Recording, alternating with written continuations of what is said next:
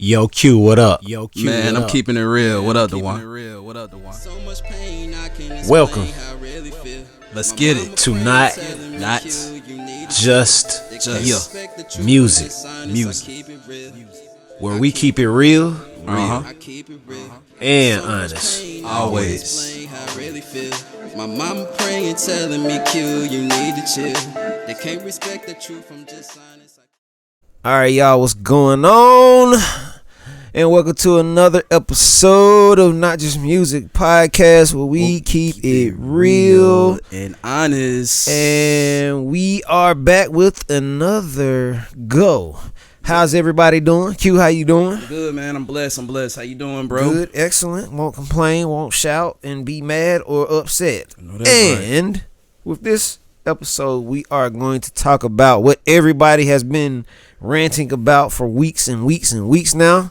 I am glad to finally bring this up, and I'm going to bring it up because I have somebody in here that can talk about this a lot and has brought up very good points and understanding and wanting to know and the know-how and what's going on and why is why and what's what. So, everybody, here's your chance. Because I've seen a lot of different videos, a lot of different podcasts, a lot of different everything talking about it, and I actually want to talk about it too. It's good to talk about it. Mm-hmm. So, Beyonce album dropped a few weeks ago, and a lot of us have had a different say on feel at what is going on. And I'm being honest with y'all. Like, this is I'm glad we're talking about Beyonce like this. And I'm gonna tell you why. Even if you like her or if you don't like her. This is one example of what I mean, how you get all types of flack being in the top ranks. So, let's do this. Because this isn't in any way form of about to be anything of bashing Beyonce. This is going to be real talk and understanding of what we feel about it. Because me and Q I feel Q. I feel Q all day long on it. And Q understands what I feel. Yeah. So this is a good thing because and a lot of the stuff y'all hear us talk about, sometimes we may talk about this for a long time in text threads. Like text threads to be like, okay, why didn't we just talk about this on a podcast? So we've talked about this a couple times, maybe a few times before we even doing this podcast. So seriously, I'm gonna ask Q because I like his sight towards what he feels about this situation. Okay. First off, what did you feel that part of? Let's give a specific situation first. Okay. The situation with Kelis, right? Mm-hmm. Milkshake song that for real had a lot to do basically with making that beat, right? Mm-hmm. So, did you know or did you feel that Beyonce had anything originally? Did you feel that she had something to do with that little insert being in that song? Yes. Tell me why you feel that way. Because I feel like as artists, I take this even deeper. As human beings, we are responsible for anything that we do, anything we touch. So whether she had producers making these beats for her, whether she had writers writing these songs for her, she's still a woman that needs to be hands-on in her business also. She needs to be aware. She's not under a rock or nowhere where she doesn't know what's going on and what's not here. Come on. She's Beyonce.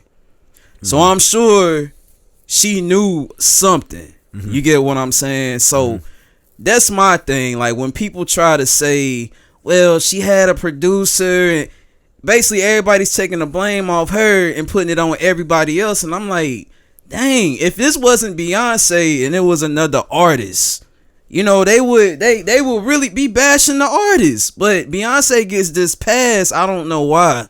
Like everything she does, that's my personal opinion. Everything she does, I feel like she's not held accountable for. she can do something dramatic, and the Beehive are still gonna support her. You know what I'm saying? Be behind her. Mm-hmm. So I feel like, you know, she has a lot of paths and lanes that a lot of artists don't have. That's my personal opinion. I think she's babied in the industry. Now, do you think that? Do you feel as if in like that since she became who she is, right? Like even coming out of Destiny's Child, do you feel like everything considerably was handed to her, or do you feel she put in the work to get to where she's at? I mean, wasn't her mother and her parents in control of that, the Destiny's Child and stuff? Considerably, yeah. Cause her dad, Matthew Knowles. So they wasn't. Yeah, go ahead. Yeah, the dad, Matthew Knowles, was their manager. He basically ran the group. And basically a lot of the stuff that they were able to get into, paths and lanes of working with producers and stuff like that. Yeah, you know, they worked their way from you know, the situation of like a lot of these groups didn't do. You know, it was more like the Michael Jackson type, you know, the Jackson 5 type situation. Michael Jackson 5 type situation. Yeah. Jackson 5, you know, rode around doing all these shows and stuff like that, you know, talent shows and things of that nature to get on. Destiny's Child did the same thing. So long story short, they was in control of the whole process. Because they were kids. So that's what I'm saying. So that being their child, they're gonna make sure she makes and that's, you know, that's common sense. Yeah. Kids, you know, when kids are involved, that makes it, you know, that's why she was pushed to the front, I believe. Even if she not down to her, even if she wasn't probably the strongest vocalist, like they're gonna make her that. You know, they're gonna push her out there. Yeah, she has the look. She's light skinned. She's this and that. You know how. And then the point I can see on their side is, you know, the way the business was probably. Yeah. Now I will give them that. Yeah. Like, you know, like she had the look. This was an era where light skinned women were you know bigged up. You know, people loved the light skin. Dark skinned women wasn't really, you know, big back then. Yeah. So like that could have caused, if Kelly Rowland was pushed to the front, who knows where Destiny's Child, or who knows where it would have went or wouldn't have went. We don't know. But I'm saying I can see the business side, but I also believe it was a lot played into her favor because, you know, her parents and all that. Yeah. Personally. And to me, you know, I've seen a lot of situations that could have went with being in the Destiny's Child era and moving from the Destiny's Child era into the Beyonce era, and you know, each one, and you know what I like about each one of them had a lane. Whether they were going to be movie stars, because Kelly got into, you know, acting and doing a lot of acting. She did a lot of acting, and I was like, dog, she was more of that trifecta era to me, even more than Beyonce. Beyonce's name reigns superior, but the lane that Kelly had was way different. You know, all eyes were on Beyonce, and it's hard to say that it was a competition, but it's a competition world. That's the competition, you know, being in the industry. Yeah. So Beyonce's music took off way more than the TV shows and the movies that Kelly was getting into. She had a machine behind her though. Yeah, and strong machine. But see, the thing is, dude, Kelly did have a machine behind her too, which is what I like, because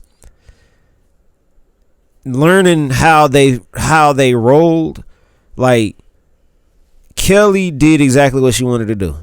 It was a thing of you know, childhood, you know, cousins, family, get into industry together. Yeah. You know, they do great things for years. You know, get to the point where, you know, Beyonce, that's what she wanted to do. She wanted to be an entertainer. Yeah. Kelly just, you know, she could do anything right now, and that's another thing. Maybe she didn't want to be lead. Yeah, and that's, like, and to we me, never know. And that's, you know, that's what I enjoy though, with saying that they got a chance to do anything. Like anybody that's in Destiny's Child, if you were in Destiny's Child, you are somebody this day. Even the ones that got out, like LaToya Luckett, she was in, I mean, one of those ones to talk about that's in the driver's seat. Yeah. She was one of those ones. She was in the driver's seat. She got out early, and still her name reigns to this day at doing something. Like, So let me ask you this: was it any complaints about Beyonce, like from the group? Because I ain't really looked into. Oh, no. Like what This from the is- group? Like nah. was it any complaints Nah, about it was only thing. anything come out? See, Kelly loves Beyonce. Kelly is basically one of the closest things to Beyonce. Even understanding, like, you know, if anybody that, and this is for like anybody that knows, you know, being in a group brings hardship, a lot of hardship, because after a certain amount of years, the feeling is gonna change from what it was in the beginning. See what's going on with the Migos, man. It's Yep. crazy. Yep. And Beyonce being in that driver's seat, like she really loved to do, she just kept cranking out music. And you remember how I told you, like, being consistent, you know. At that moment, With a lot of help though. Let's throw that. Yeah, in. She did it though. She did it, but with a lot of help. that's, Yeah, you but know, she did it though, like you said. that's the piece that I love. This is the part I love about this part right here, because this is the part where I had to explain my piece of what I felt about the Beyonce situation. And as you hear Q saying she had a machine behind her, this is very key coming out of the era of music that she began in. So you take it back to late 90s, early 2000s, Destiny's Child, like Beyonce, that era of understanding that part, they had some of the best writers in the world at the time. There, and this is to me, for those that understand the lights of team, they had the best team for Beyonce. The reason she is big as she is, and she'll tell you, is because of her team, the people that backed her. She's the first person that took that lane, to me, and owned it, as if in like, okay, anybody that works with Beyonce, they gonna know they gonna have a piece of that gold with her. And I listen to a lot of great writers that are out now. The main person they felt jump started their career and made their career as big as it is now is because of Beyonce. And it's not saying that, oh, Beyonce, you know, it's not saying that, oh, Beyonce was the thing, but if you had a song with Beyonce in the early 2000s, bruh, like, but I'm gonna go deeper into it. But we started talking about morals over entertainment and achievement. You know what I'm saying? Like how, like, your personal beliefs, not personal beliefs, but like just being a respectful person, a human being. Because we all know stealing is wrong. But some people, I've heard people, and some people will say, you know, you gotta do what you gotta do to get to the top. You know what I'm saying? Like, that mindset of mine, like, I just can't have that mindset. Like, I would want to be at the top, but I don't want to snake my way up to the top if that means stealing somebody material or getting it a way that I shouldn't get it. I want to be able to get it the right way. If that, I want to be able to make it, but don't cheat my way to the top, if that makes sense. So of course we all want to be successful, but to me though, as I told you, do you ask for the top? Is that something that you ask for, you gotta work for? I gotta work for it. So let's get out of the Beyonce conversation for a second. Okay. So, and I'm gonna give you a good one. And this is not gonna be like anything that people probably would even go for. Being a drug dealer, right? Being a drug dealer, the biggest objective is to become the man, the one that, the plug, the person that ties everybody into a good product, right? Yeah. Now, we take that and let's come over here to the NBA or the NFL. Do you think that there's going to be any type of flack here's a good one. Let's take, you had somebody of the era, like you got Charles Barkley. You got people like, and some of these names people may not even know, but I'm gonna call them because I know this is how they roll. Charles Barkley, Kevin McHale, Celtics, Anthony Mason, or Charles Oakley, or Dennis Rodman, or I'm just calling out players. I'm gonna tell you how these players connect. These players were not considerably your average key player in a basketball situation. And the reason why I say this is because understanding their character, the type of person they were. Yeah. The type of person they were came out on the court. And some people felt like, oh, that's a dirty player, man. That's a dirty ball player right there. But guess what? The game considerably is played nice by some and dirty by others. Just like when I spoke about with the drug situation, drug dealers. Certain drug dealers have a certain mentality. You got the nice drug dealers, and I'm being honest because I understand this life. You got the nice drug dealers, they real nice to people. You can't even tell what's going on. You don't know it, because they so low key. They stay out the way. Yeah. But they're relevant. But then you have some that are very boastful, being at the top, and it recognizes game because. But you know what though, a lot of them though, they grow and they regret. Yeah. Killing their own people. Mentally. You get what I'm saying? Yeah. Mentally, it messes up. You got two ways to look at this. You got some people looking at it, well, he got to get his paper, however he can get his paper. Mm-hmm. But then you got a world of people who are digesting this drug, and it's tearing their life apart, tearing their family apart, tearing everything apart. Yeah. So let's think about it like this. Let's bring it back over to Beyonce, right? But you know what? I was gonna say something though. You know what though? Yeah. And this can go with Beyonce. Uh-huh. I feel like you take those chances. You do that. You know what I'm saying? Be at the top and stuff like that. Uh-huh. And you can do it the wrong way, and you can get to the top. Yeah. But always, I will say this: all the ones that was at the top that did it their way and did it probably illegal or cheated their way to the top, they went down. Yeah. So that fall is gonna come. Yeah. Whether you know what I'm saying, like we said, she's at the top. Yeah. And all eyes are on her. Yeah. So however she did it and got up there, you see all these people coming out now. Mm-hmm. The only way is down for her.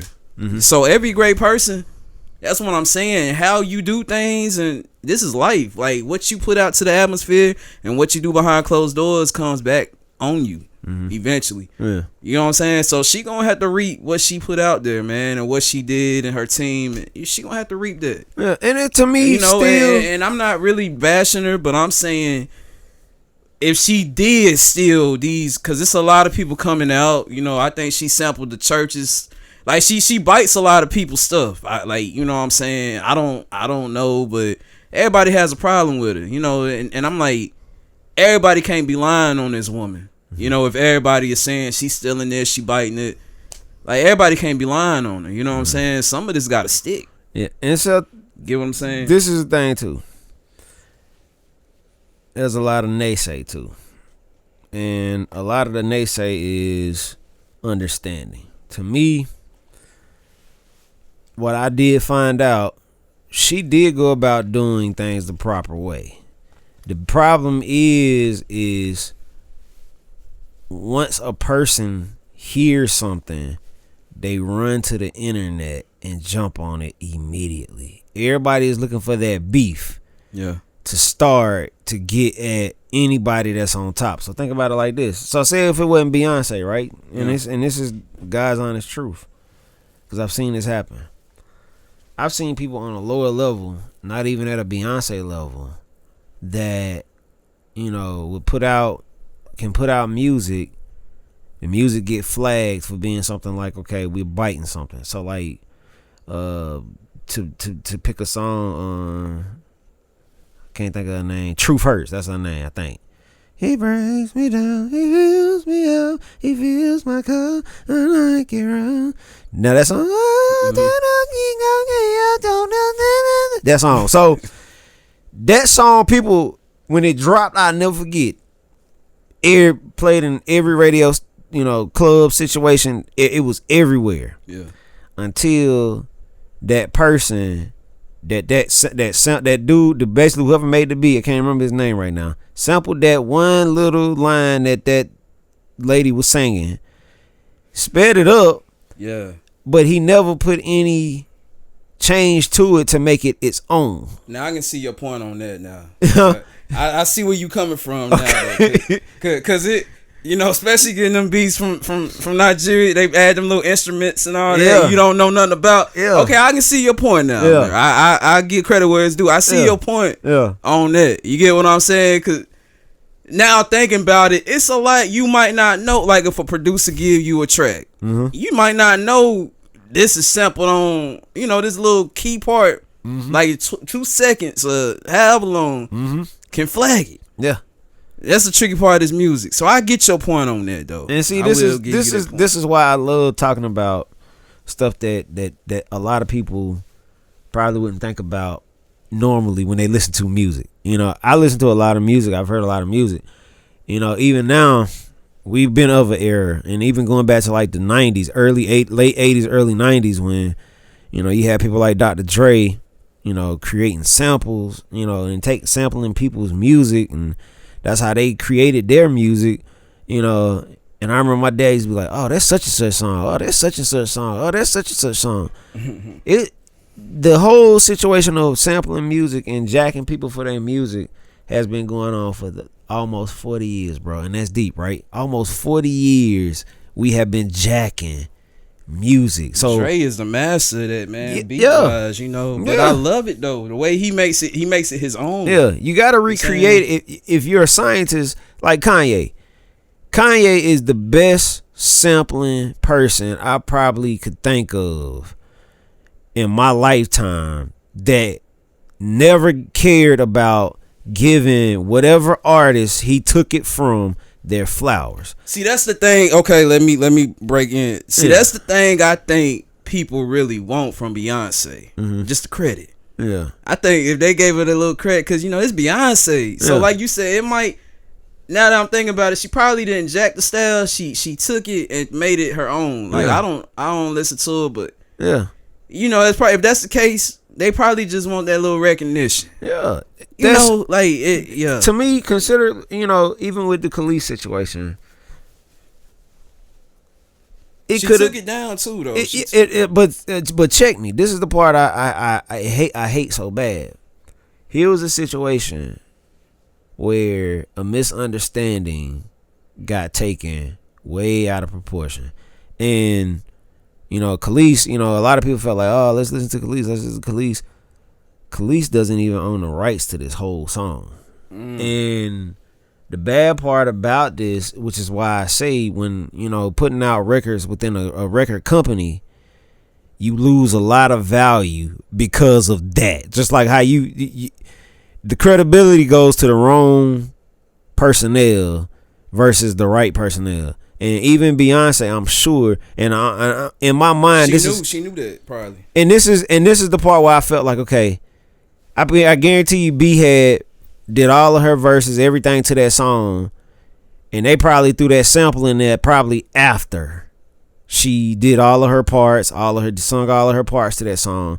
They added some more to it to beef it up, as I call it, the post-production, adding stuff, and they added that one little sample, and that one little sample caused this much riff. And it's sad that it ain't even a whole second long, basically, but it's sad that, I see your point, man. It's sad that, you tie yourself into music, and you tell people to do your music right, you want them to do your music right, but it's what's going on in the background the background is who, to me, and I'm gonna be honest with you, this is basically what I was basically trying to tell you, it's the people in the background that need to be blamed, because it's a lot of that going on, and it's been going on for years. The record companies, they put you, they put you in and tie you in with these teams, but they tie you into a team that could eventually in time run you into a wall just like this. Here we are, a small wall. It could have been considerably fixed years ago. And I'm gonna ask you this, and this can kind of finalize this. And you know, like I'm sorry to cut in. Go ahead. Like, you know, like it makes it easier for them to break the rules and bend them. There you go. Because they know that the spotlight, the blame ain't gonna ain't be on them. You get what I'm saying? It ain't on So them. I see your point. And on see, that. that's the part. Like, and Beyonce has done a great job of not even saying nothing, not even bringing up. You don't even see this woman in the spotlight. But that might hurt her too, though. If she was more vocal, I would like to. I mean, you know why in she's this quiet? In this community, though, in this world, she looks like a liar. You know what I'm saying? The good part is, you get what I'm saying? Yeah, the good part is though, with not saying anything at all, it's just like with the police. You tell the police anything, they can use that against you.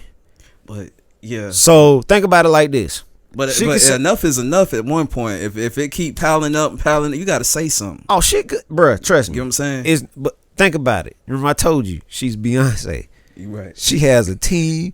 She don't got to say a word. Beehive. She got lawyers on top of lawyers. Yeah. And anybody that's ready to come at her, I'm sure they have it covered too. Because I'm gonna tell you why. Beyonce is their money. Yeah. They ain't gonna let her go under. You know what I'm saying? Be a give some. Oh, I got a lawyer over here. I give him 1.5 million to get this out of my way. Yeah. That lawyer would take it because that's Beyonce. There's a loophole to everything that people are not paying attention to. And I guarantee you those that are trying to come at her and those that are with her. Look, Beyonce is Beyonce, y'all.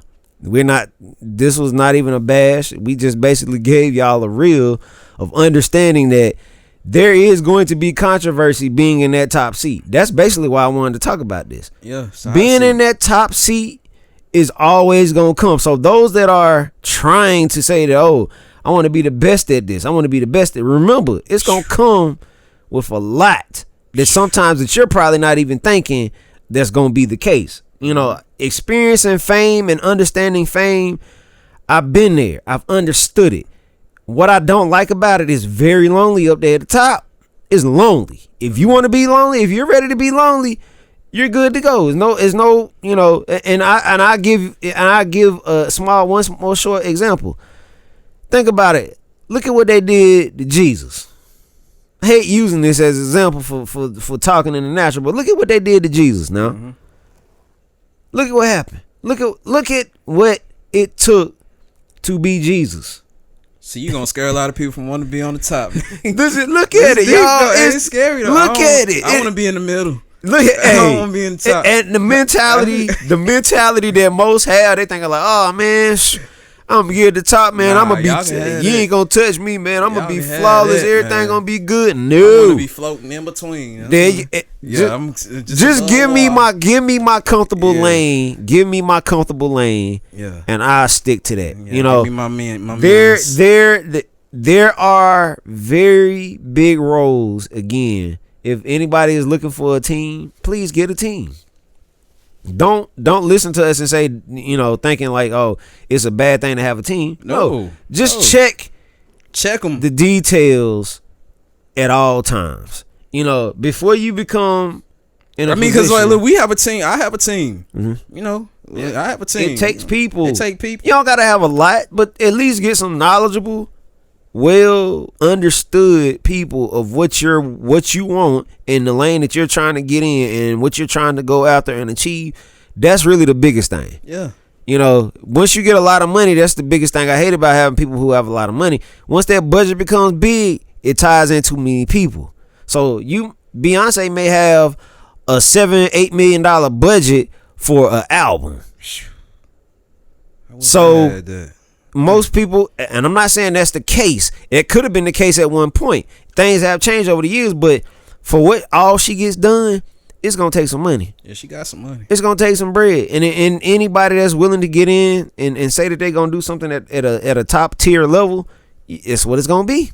Get you a team, have fun though, because you can get upset with your team very quickly if you don't pick the right ones. So pick the right ones so everybody knows how to move. And that's basically like how we were talking about in one of our podcasts before, partnership. If it's an understanding there, it won't ever be no problems. It won't ever be no problems. So Not Just Music Podcast.